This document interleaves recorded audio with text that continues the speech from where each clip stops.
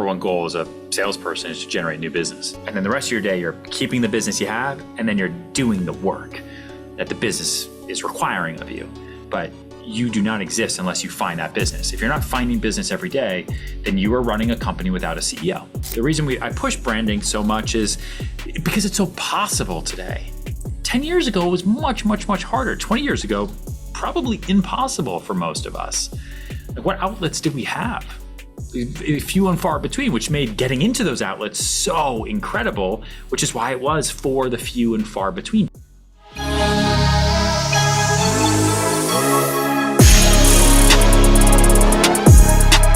What up, it's Mr. X to the Z Exhibit. What's up, guys? It's Andy Frisella. This is your boy, Foul Monk. This is Ryan Serhant. This is Shingy. Hi, it's Patrick This is Sonia Zarvatani. This is Director X. Hey, everybody, I'm Forbes Riley. Yo, this is Goldie. This is Amberly Lago. This is Chris Voss. Michael Francis here. Yo, this is Charlie Tuna. Hey, what's up? It's Billy G. And you're listening to The Run GpG Podcast. I'm going to go hang out and listen to David's next podcast from The Run GpG. You might hear something you like. Peace.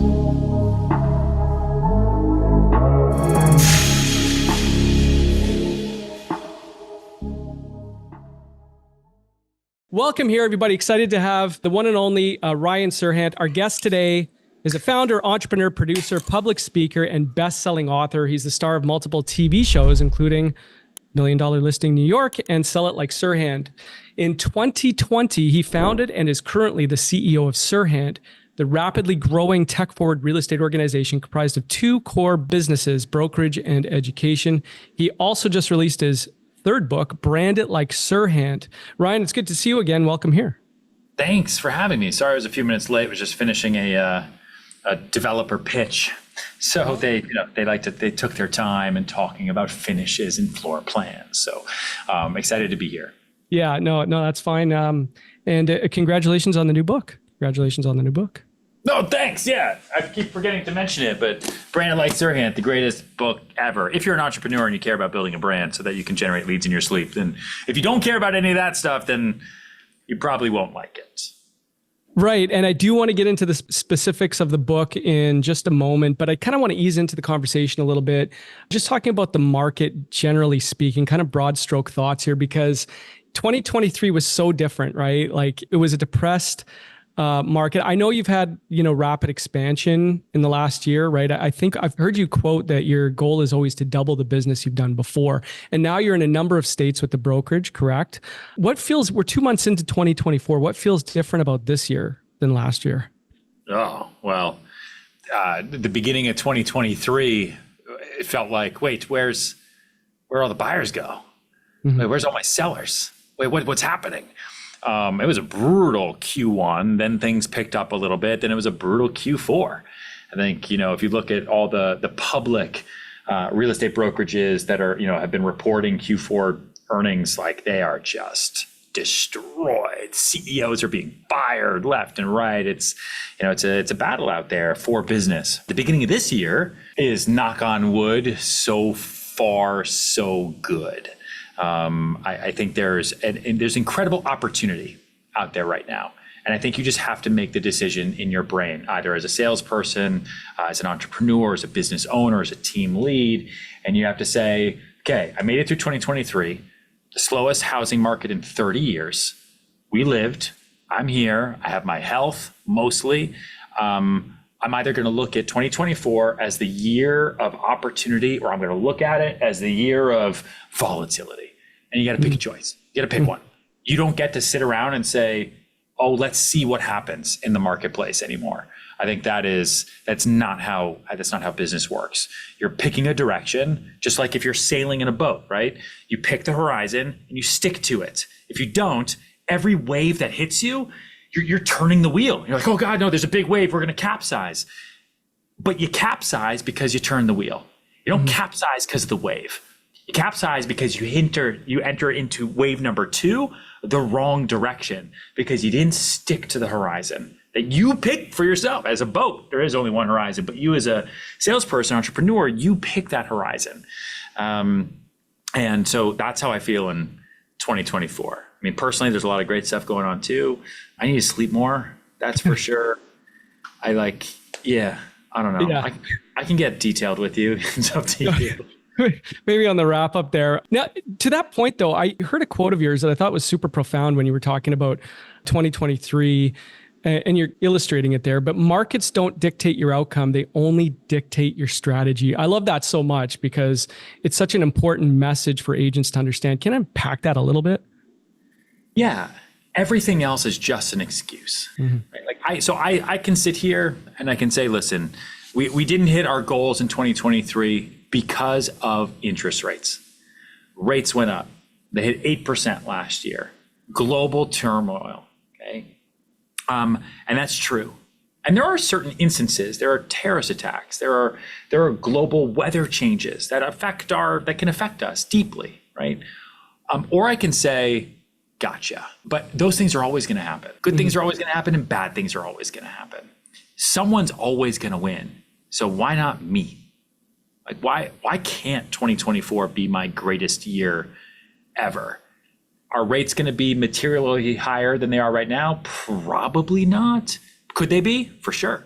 Are they going to be materially lower? Probably not. Could they be? Sure. In the United States, we know one person's going to win the presidential election and we know exactly what we're going to get, whoever it's going to be. So I could complain about it, or I can say the market is what the market is, and I'm going to use it to dictate my strategy. And I bring that up because the majority of our agents now are not in New York City, where I'm based. And when I first started the company, and for the first 12 years of my career, I was a New York City-based real estate agent. We were doing about $1 billion in sales a year until I left and started my own thing. 95% of that business was based in New York City. Today, 60% of my agent count is outside of New York City. And a lot of times they say, well, for the last 5 years, my main market, for the last 3 years, my main market has been people coming out of the Northeast and buying up homes left and right. It's been great. Okay, well, COVID's over. Rates are higher. Maybe not everyone in New York City wants to buy a house in the Appalachian Mountains. Maybe not. Maybe what was your market like in 2016, 15, 18? Let's look at the last 10 years and say, this is how we're going to predict the future. The future is going to be bright, but it's probably going to be less volume than what you're used to over the last 3 years. So that's okay. So let's not complain about it. Let's not make an excuse. Let's think about other things we can do, right? Mm-hmm. What is moving? Is commercial moving? Because those loans are resetting. And you actually realize that you have a lot of lender friends that work in commercial more than in residential. And maybe there's deals you can get in on. Is the rental market, whatever it might be. Don't let the market dictate your outcome. Just let it dictate your strategy. And the strategy will let you move towards the outcome you want to get to. Yeah, love it. And further to that, here's another quote. You said, drop the ego, drop the idea that you're better than you were yesterday. No job is too big or too small. Pivot, work hard. If you have no inventory, go get it. I love this. And the reality is you can only automate the process of prospecting, connecting and following up with leads and clients to a point, right? You can only do that to a point, but then you have to put the work in, right? And that's something that you are known for, and that's relentless follow-up. You're known for this, right? So I need your thoughts on how important that was for you to grow your brand, and what should agents understand about that? I mean, so I'm looking out my window right now. I'm on the corner of Broome and West Broadway. For anyone that knows New York City, it's kind of the epicenter of the Soho neighborhood, Lower Manhattan. There's like one building up that you probably can't see through my window. It's like that way. In 2017, I took a guy there, showed him a penthouse up there for like 6 minutes, and he bought it for $16 million. And that sounds great and easy without context. Context is that I met that guy in 2012, and it took me 5 years of follow-up to get him to a point where one day when he was ready, he reached out to me and said, what's that thing? Let's go see it. Sorry, been a little busy. For 5 years. I want to control as much as I can control as possible, right? Like I can't worry about the things I can't control. Why would I worry about interest rates? Why would I worry about the weather? Like, why worry about the stock market, the price of crypto? Why worry about these things? I don't have that kind of power. Like, I don't control any of that stuff. But I can control my interactions with potential customers and clients. I can control my lead gen every day. I can control what I look like when I show up to an appointment, and I'm excited because I understand that selling is the transfer of enthusiasm more than it is anything else. I can control all of those factors to help me get to what I'm really working for, which is not the buyer or the seller, it's the deal. Right? I work for the deal. The deal pays the bills. And so I followed up with that guy as an example for 5 years, every other week without fail. And it's free. I mean, you pay for email anyway, right? I'd send a text probably 2-3 times a year, max. Everything else I do over email because, most people in my market, you have to understand where your market is and meet people where they are. If your consumer is relatively young, you're probably meeting them over social and talking to them over social. They're in their DMs all day long, right? Or text. If they're international, they're typically on WeChat or WhatsApp. If they're, middle-aged and they're in finance or any other industry, they're probably over email, right? Or their phone. They like the phone. So that guy was an email guy and I just stayed in touch with him. And I never asked him for anything. My follow-up with him for 5 years was always a give forever. I'm always just giving information. That's it. And it's super easy and do it every other week. It's not that hard. And the reason I did it for so long is because I also kept track of him. For any VIP client that I think is like successful or a good person, I set up a Google alert. So I get that email every day from Google about all news alerts, and he's a big finance guy, and I would just keep track of his business. Google just tells me what it is.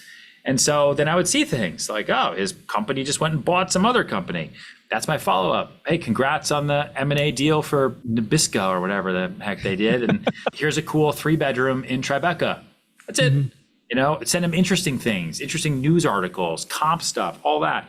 Because I knew that one day maybe he was going to buy from me or he was going to die. Not from me.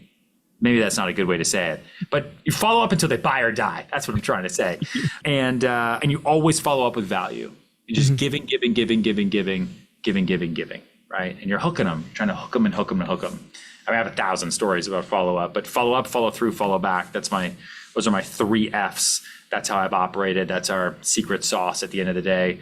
And then on top of that, you build brand so that people know who's following up with them, right? You have to have that brand awareness, that brand attention, and brand is reputation, right? And brand starts, as all of us are salespeople here, brand starts with core identity. Like what I put in the book, what we teach in this our It Like Serhant Pro program is really understanding what your core identity is, which for, I guess everyone here is in real estate, right? Yep. So real estate and what? Like what is your and? Your and is what? And pick one. Just pick one. You can have 100 of them. That's fine. Like be an overachiever. Lucky you. But just pick one. Pick one and attach yourself to it. You are real estate and kayaking. You are real estate and coffee. You're real estate and kids. Whatever you think that you are passionate about, right? What's that passion commerce? Because selling roofs, not that exciting. It's a job, okay? But the career is in that and. So that and helps you build that core identity. That core identity then leaves your fingertips as you're typing and texting and emailing and tweeting and Instagramming. It leaves your mouth as you're talking. You're at networking events. You're at the coffee shop. You're at your kid's soccer game. You're doing a selfie video for open house Sundays. And as it leaves your fingers and leaves your lips, that core identity then becomes the perception that the world has of you. So it goes core identity to perception, right? Is how the math works. And then when you leave, you turn your phone off or you leave the room, that perception then turns into reputation. Okay? Reputation, like a pot of water, boils over time. And when it boils, that's what brand is, right? And a watched pot never boils. It takes forever because you're staring at it. You're like, why water doesn't take this long to boil? It's like you stare at water as it tries to freeze. You're like, I can't, you can't. And then you turn around, you come back and it's frozen. Same thing with brand. And you do that math over and over and over again, and you stay consistent, and then you shout every single success you have humbly from the mountaintops, and you will build a brand that generates leads for you in your sleep. No, it's fantastic. What a breakdown, and so much to unpack there. I mean, 5 years of follow-up. 5 years of follow-up, right? That's relentless follow-up. So, I mean, there's lessons in that. $16 million deal, right? Was it worth it? Yes. And of course, the lifetime value of a client, we all know about that.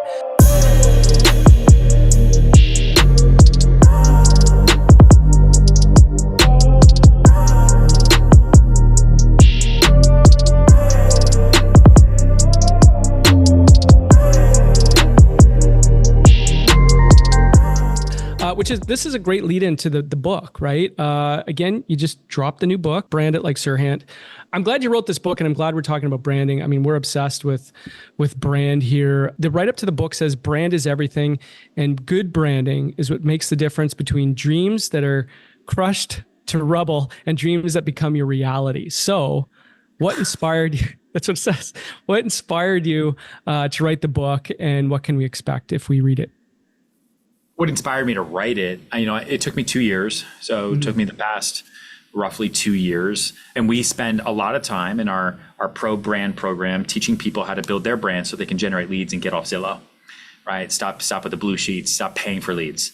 That's right. As we work with like 22,000 real estate agents in 128 countries now, and we teach them how to do this so they can stop buying cold leads. Because it's tiring, it's exhausting, and it also like cold calling and buying leads feels like a 1999 activity in today's day and age. Yeah. So how do you get those leads to come to you, right? How do you build a business that has more inbound than you do outbound? And the way to do that today, right, is you have to build a brand that gets people coming to you. And it's not that hard. You just have to do the work. And so we've been teaching this to people all over the world. And it's like, you know what, I'm going to take our brand strategy, and I think that what we teach is super one-on-one and it's bespoke. And we basically just give everything to, our agents that work with us. But, in the book, it's like, okay, so if you want to do it by yourself, here's the steps and here's how you do it. That's my first answer to like what inspired me to write it, because I also think that higher education over the past 20 years has started to go like this. And I think that according to a US Department of Labor statistic 5 years ago, so 2019, 23% of taxpayers in the United States were filing a 1099, right? Today it's 36%. By 2027, it'll be over 50% of every taxpayer in the United States alone filing a 1099, whether they have a W-2 or not.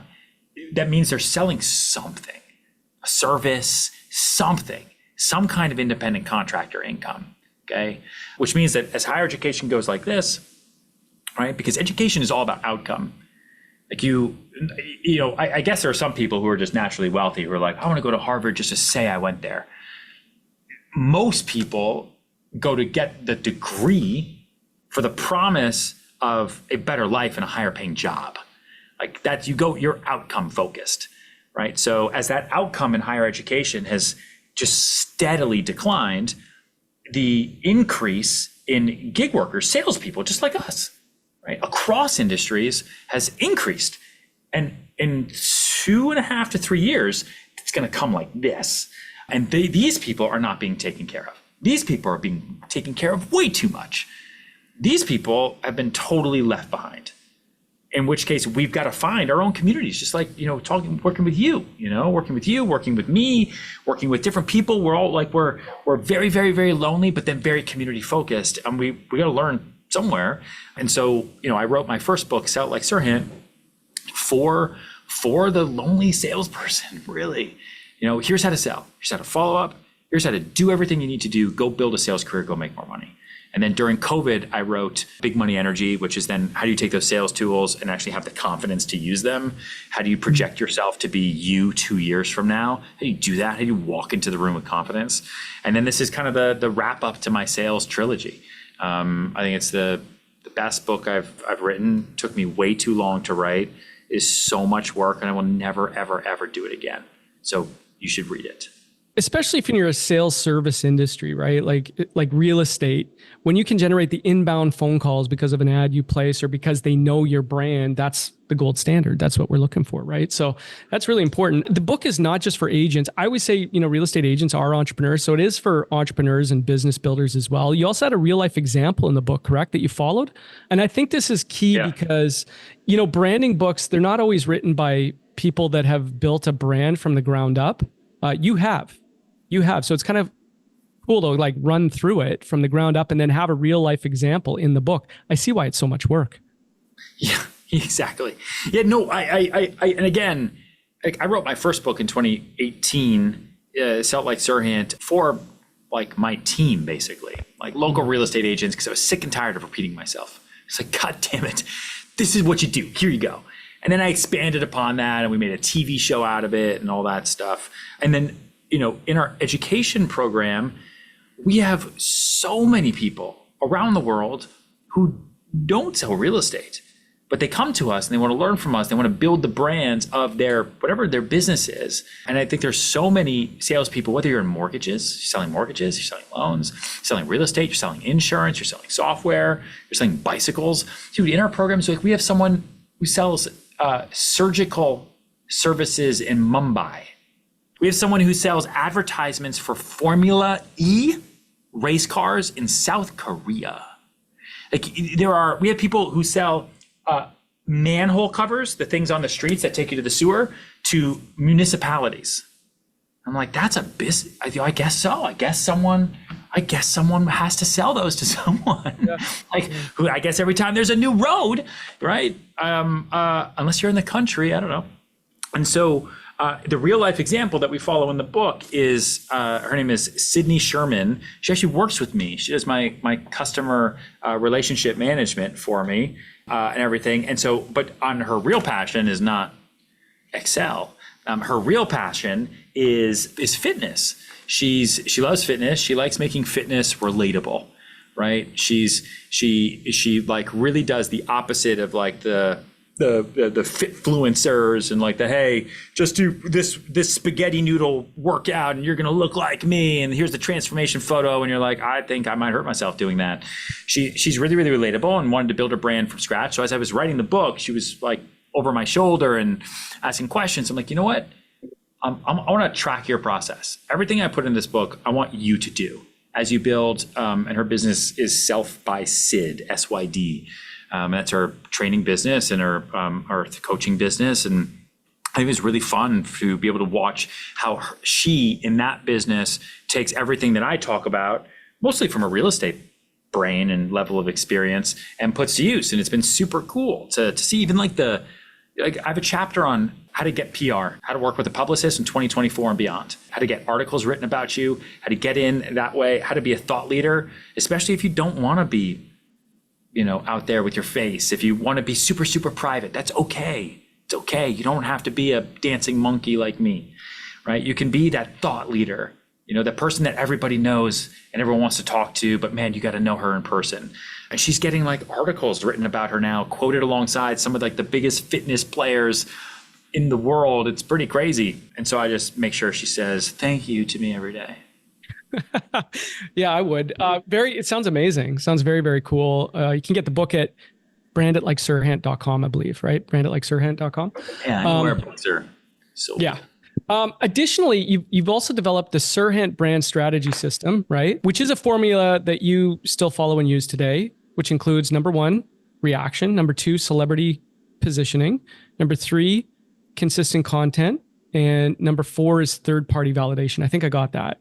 And the goal of that is to generate leads, of course, generate more leads, right? Yeah. Without getting into full breakdown of the inner workings and details of all that, if you had to simmer it down to a couple of questions and answers, what should agents be doing every day? What's their goal? What should be their goal every day? I mean, your number 1 goal as a salesperson is to generate new business. That's your goal, right? There's a system that I follow called Finder, Keeper, Doer, where part of your day you're finding new business, and then the rest of your day you're keeping the business you have, and then you're doing the work that the business is requiring of you. But you do not exist unless you find that business. If you're not finding business every day, then you are running a company without a CEO. You have a company, you have a chicken without a head. And it can work. You might bump into some walls, but eventually you die. That's just how it works. And so you got to find that business every day. And so the reason I push branding so much is because it's so possible today. 10 years ago, it was much, much, much harder. 20 years ago, probably impossible for most of us. What outlets did we have? Few and far between, which made getting into those outlets so incredible, which is why it was for the few and far between. Today, I launched a building yesterday. Right, we announced a building yesterday. It's the first Mercedes-Benz residences in North America ever. It's in Miami. The sellout is $1.4 billion US. It's 791 units. You would think New York Times, Miami, CNN, new TV, everything to a building like that. Didn't give a press exclusive to anybody because we don't need it anymore. An Instagram post is a press exclusive. A blog post is a press exclusive. It gets picked up, right? A TikTok video about it is a press exclusive now. Even if you have one follower, it is. It's you putting information out there in public. So how do you do that, and how do you build that up so you can generate that business? And you don't have to have a TV show to do it, right? You actually, I tell people all the time, like, yeah, well, you were on a TV show for 10 years. I'm like, sure, because that was what was important for me 10 years ago. Today, if you came to me and said, listen, I need you to film a TV show for 10 years. It's going to take up 2/3 of every day for 10 years. It would be hard for me to tell you as a salesperson that it would be worth it. Because there's so much noise out there. And what's most beneficial is the organic awareness to you as a human being. And you can do it in your phone, and what you think is boring is what someone else thinks is unique and relatable. That's how they say, like, one man's trash is another man's treasure. It's the same thing for creating content and creating brand awareness. The fact that you love singing along to that same song every Saturday before an open house, you might think is awkward and weird and just your thing, but to somebody else, that's awesome and gold. I want to see what song you're going to sing this Saturday, and I want to give you recommendations on different songs. Hey, Tony's, it's Tony's open house days. He picks a different song from his audience. He does a Twitter poll on it. All of a sudden, you are real estate and freaking social open mic on Saturday mornings. I don't know. I just invented that for the last 10 seconds. Like, there's so much opportunity now. You just have to try. And I would rather regret the things I did than the things I never tried, right? Just move fast. It's like, what is it? It's like, I can't remember exactly the phrase, but it's you want to move fast, fail fast, fix fast, all that stuff. What's the worst that's going to happen? No one watches it? Okay. No problem. The only one who cares is you, by the way. What did Wayne Gretzky say? You miss 100% of the shots you don't take. You don't take. Yeah, exactly. Yeah. Exactly. Right? It's facts. The most true in dating, If I could go back in time, Dave, the things I would do differently.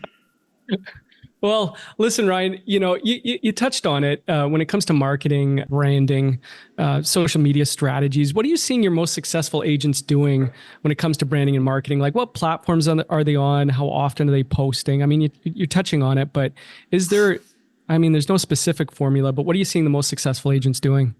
So it depends on that agent's identity. So I have young agents who are in their early 20s. They are not experienced yet enough to form strong opinions yet about things. So what draws you into them and what makes you want to work with them is their personality, right? Their look. Like, I have an agent who's 22 who I swear to you came off a time machine. He looks like he was from the 70s, the way he dresses. His thing is TikTok. I don't think he even understands what life is like without TikTok. I don't even know if he'd be in real estate. It'd be like me going back in time, and there used to be a website, or maybe there still is, called Craigslist. I didn't know how to get business if it was not for posting ads on Craigslist. That was just, what else would I have to, what else do I do? But it depends. You are either leaning into your personality or you're leaning into your opinions. Or ideally you have both, but if you don't, it's okay. The opinions make you a thought leader, and those people crush it on LinkedIn and Twitter. There's LinkedIn and Twitter, and you got to be consistent, right? Others are TikTok, Instagram, obviously. YouTube Shorts are big right now. I've yet to meet anyone who says, hey, I get all my business from Snapchat or from Threads or from any of the others. Those are kind of like your big ones that I'm seeing. And then good old fashioned email, like a great newsletter that is actually worthwhile, that you spend time on, that isn't just templated, that you send out because you were told by some guy that you have to have a newsletter. No one wants to. If you don't want to read it and it's your own, then no one else does. Yeah. So what are you doing? If you wouldn't hang out with yourself, then you can't be mad when no one else wants to hang out with you. So have a newsletter that's actually worthwhile. Like ours, I call it selects. I'm so bored of these elongated newsletters and just stuff. So I get selects, here's my top 10 thoughts and articles that I think are interesting. And they're not all real estate based. They're there's random stuff that are interesting. And I get more engagement on that than any newsletter I've done in 15 years. 100%. Yeah. Newsletters are big right now. Newsletters are huge. I think every agent team, I mean, like you should have a newsletter. If you don't have a newsletter, you need to make one. That should be your goal this year if you don't have one. Because, again, the lifetime value of a client, if you're not in front of them when they are ready to make, a decision on a purchase or sale, you're not going to get the deal, right? So you need to be in front of them. Underestimate email, as Ryan said there. Listing tactics. What are you seeing the best agents do for effective listing generation tactics? The reason why I ask this is because inventory is very low in a lot of places, right? So how can agents get more listings in the current environment? Well, I think it's easier today than it was a year and 2 years ago. I think that there's a lot of people that should have moved last year and in 2022 that just didn't. And now what are you going to do? You going to die there, or are you actually going to move on with your life? Could rates go up? Sure. Could they go down? Sure. But we can kind of all predict the next 6 months of life right now, it seems like. And that's all you need for consumer confidence. And so a lot of our agents, honestly, are going back to basics. Doesn't matter how successful they've been, they're going back to basics. They're going back, they're like going door knocking. They're reaching out to people, right? They're doing a mailing campaigns. They're dropping off gifts again. Like they're doing all the things they used to do when they first started, and they're doing them again because no one does them. No one does them. Everyone is just trying to generate leads on social or networking, or they're just buying them so you don't have to deal with it. No one is actually putting in the back to basics, pounding the pavement work. And if you're the only one that's doing it, then your chances of success are so much higher.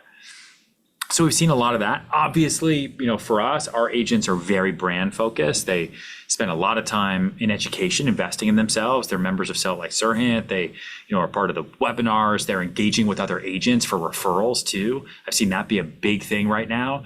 Really being a part of your agent to agent community, because the real estate agency business is like the biggest agency business in the world, because we all kind of need each other. Like doctors don't really need other doctors, right? We need each other. I need you to have that listing because I have a buyer and I don't know what to sell them. Like I need you to do it. And so really, really working and building up those agency referrals has been a huge part of how a lot of our agents have been generating so much business. And I only know that because I see all the referral payments going out. I'm like, Jesus Christ, what are all these referral checks that we're sending out? It's like, oh, well, I guess that's how you got those 10 deals, because you were mixing and mingling with agents in Toronto and Montreal and Utah and Mexico. And, being a part of those groups digitally is fine too. Like being a part of your community, right? Being a part of ours, being on the ground and being out there. I think if anyone has a question about what to do right now, it's back to basics. If this was day one in the career, you had zero clients, what would you do? Like you always have that to fall back on. There should never be I didn't do any business this week. The answer is always, well, I'm sure you got things going your first week in the business, right? It was probably crazy. You were probably stressed out. And maybe you talked to some strangers. Maybe you did an initial email out to your database saying, hey, I'm in real estate now. When was the last time you did that? And actually made it personal and not a newsletter. When was the last time you actually went to the local coffee shop and said, hey, how many people can you meet? See how many emails you can get. Make a game out of it. Take an agent partner of yours, a friend, and say, hey, let's make a game. I'll give $10 to the person who can generate more cold business today. Just go for it. Just to see. But it can't be over the phone or over text. It has to be in person. Really awkward. Just go. See what happens. I swear to you, you will change your life this year if you behave that way. 100%. And, agents should love writing referral checks. I think that means you're doing deals, right? So the more referrals, the more business you're doing. And again, lifetime value of a client.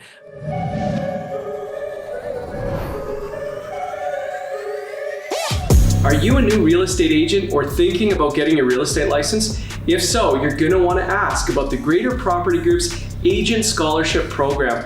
Why pay for the cost of the course yourself when the Greater Property Group will subsidize the cost for you? Make sure you reach out and get all the details on the Greater Property Group's Agent Scholarship Program.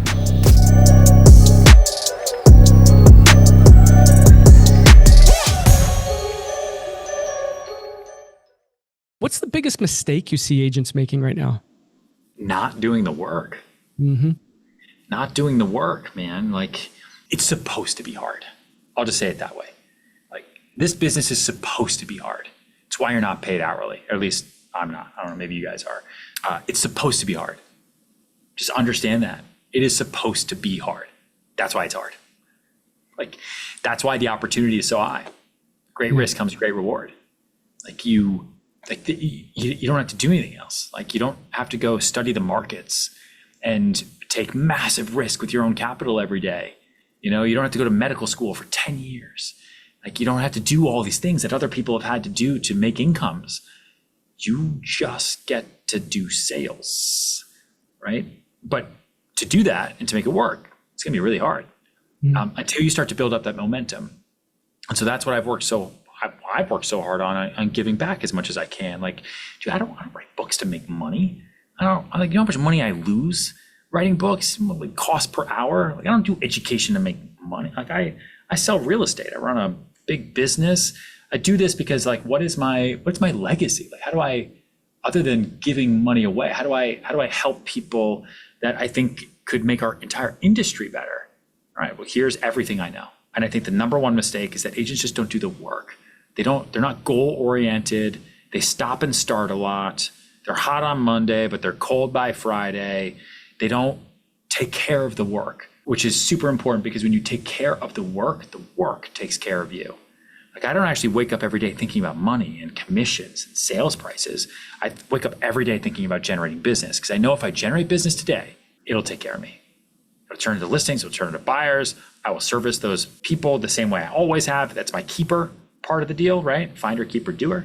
I'll do the work and it'll close and I'll make money, because I started on page 1 of my book of life, right? Just generating business and taking care of that work. Fantastic. You heard him. Do the work. We're going to ask a wrap-up question here. But before we do that, I do want to get your perspective on this, because this is a subject that everybody in the industry is talking about right now. The industry, not necessarily the public, but we recently had, we just had Tom Ferry on, and we did a deep dive on the legal challenges, the lawsuits, and the commission structure conversations that are taking place, right? Every agent's talking about this. They're a little worried, right? It kind of rattled the industry. The lawsuits, right? They've made significant headlines. I think the first one was a $1.8 billion judgment, I think in Missouri. They included a handful of brokerages. And of course, that sparked more lawsuits. So with the ongoing legal challenges surrounding agent commissions, what conversations are you having with agents about this? Like, what are you advising agents? You have to understand your value proposition. Like, if the business is going to change, if you're eventually going to have to work with a buyer and have them sign off on your fee before you show them anything. In some markets, we do that already. And in most markets, we just don't. You have to understand how to make that pitch. So the same way, listen, go back to before you were ever in real estate ever. You had to learn how to pitch for sellers. Why would any seller hire you? So it's page 1, it's day 1. Okay, how would you pitch a buyer? Why work with you? If you can't answer that for you, how should anybody else answer that for you? You got your 3 big reasons why people should hire you on the sell side. You should understand really clearly, other than I know how to use the internet, what your 3 big reasons for working with you on the buy side are. What are they? And just write them down and just know them, internalize them. So I think the lawsuits are just make the business a little bit more transparent, I guess. Honestly, what they're probably going to do is make attorneys a significant amount of money, unfortunately, and push a lot of the business into the hands of less salespeople. The way the system has been set up for so long, is it detrimental to clients? I don't think so, because you end up paying the fee only once and it always gets passed on. Like, when you're buying a place, the seller pays it, and then when you go and sell it, you pay it. Yeah, it's how it works. Right? It's otherwise you're paying fees on every single trend. So you're potentially going to be paying more fees now, right? Because now they're not saying what commission should be. Should they be 1%, 100%? What should they be? They're just saying sellers should be responsible for paying their agents. Buyers should be responsible for paying theirs. So in a down market, I'm a seller's agent, come through and say, my fee is 6%. Just to me. And then when I help you to buy, it's 3%. So now I'm making 9% where I used to make 6, but at least those attorneys got paid. And what it's really going to do is the salesperson that can effectuate that value proposition to get that 9%, right? They're going to push so many other hardworking salespeople out of the market, because they're just not going to be smart enough or have the experience enough or have the wherewithal enough to explain why they should get paid. So you got to get to work right now on why you. Understand why you. Build your brand. Like, the number one, I'm not here to sell books. I just like, I believe in it so strongly. I'm so passionate about like, if you don't want to fall by the wayside and be pushed out of this business, you need to be recognized for your business. People have to know why you, and you have to build your brand that way. Because if it starts to get tough, my number one thing when I sit with buyers, okay, well, why should I pay you? Because I'm Ryan Serhant. Oh, right, we've heard of you. Gotcha. Okay, brand awareness. Got it. And it's not because of TV, right? It's because of like YouTube and the internet, my newsletter. It's because of my success, everything else. If you can't say that, then you got to get to work on that right now.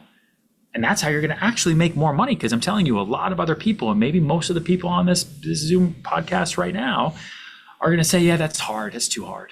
I'm not going to do it. Okay, great. Everybody else, it's like, okay, awesome. I know what to do. You just took all those people's business. So like, you're already ahead. You're already winning. Mm-hmm. Listen, what Ryan just broke down there, I hope everybody's paying attention. The importance of unique selling propositions, value propositions, differentiators. Why is someone picking up the phone and calling you?